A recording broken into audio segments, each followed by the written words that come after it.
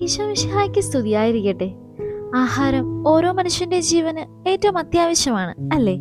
ഒരു നേരത്തെ ആഹാരം മുടങ്ങിയാൽ പോലും നമ്മളിൽ പലരും ക്ഷീണിച്ചു പോവില്ലേ? എന്നാൽ 13 വർഷത്തോളം ദിവ്യകാരുണ്യ മാത്രം ഭക്ഷണമാക്കിയ ഒരു വിശുദ്ധയെ പറ്റി നിങ്ങൾ കേട്ടിട്ടുണ്ടോ? അതാണ് വാഴ്ത്തപ്പെട്ട അലക്സാൻഡ്രീന മരിയ ദി കോസ്റ്റ.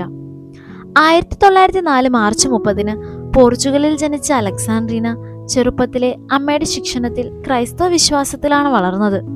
14-ാമത്തെ വയസ്സിൽ തന്നെ ഉപദ്രവിക്കാനായി വന്ന മനുഷ്യനിൽ നിന്ന് രക്ഷപ്പെടുന്നതിനായി ജനാലയിലൂടെ 4 മീറ്റർ താഴേക്ക് ചാടുകയും അതിന്റെ ഭാഗമായി ശരീരം തളർന്നു പോവുകയും ചെയ്തു. അവിടെയും ഈശോയെ കുറ്റപ്പെടുത്താതെ ഓരോ സഹനങ്ങളിലും ഈശോയോട് ചേർന്ന് നിന്നുകൊണ്ട് ഈശോയുമായി സ്നേഹത്തിലൊന്നാകാൻ അലക്സാൻഡ്രീനയ്ക്ക് കഴിഞ്ഞു.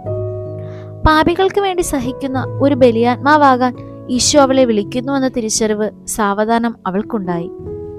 ഈ സഹനങ്ങളെല്ലാം ഒരു പരാതിയും കൂടാതെ അവൾ ഏറ്റെടുത്തു. 1942 മുതൽ നീണ്ട 13 വർഷം ദിവ്യകാരുണ്യമല്ലാതെ വേറൊന്നും അവൾക്ക് കഴിക്കാൻ സാധിച്ചില്ല. ദിവ്യകാരുണ്യത്തിൽ നിന്ന് ശക്തി സ്വീകരിച്ചുകൊണ്ട് യേശുവിന്റെ പീഡകളിൽ അവൾ രഹസ്യാത്മകമായി ജീവിച്ചു. പാപികൾക്ക് വേണ്ടി തന്നെ ബലിയായി നൽകി. വാഴ്ത്തപ്പെട്ട അലക്സാൻഡ്രീനയെ നമുക്ക് മാതൃകയാക്കാം. പാപത്തെ വെടിയാനും ദിവ്യകാരുണ്യത്തിലൂടെ ഈശോയുമായി ഒന്നാകുവാനും നമുക്കും പരിശ്രമിക്കാം. ദൈവം നമ്മെ അനുഗ്രഹിക്കട്ടെ.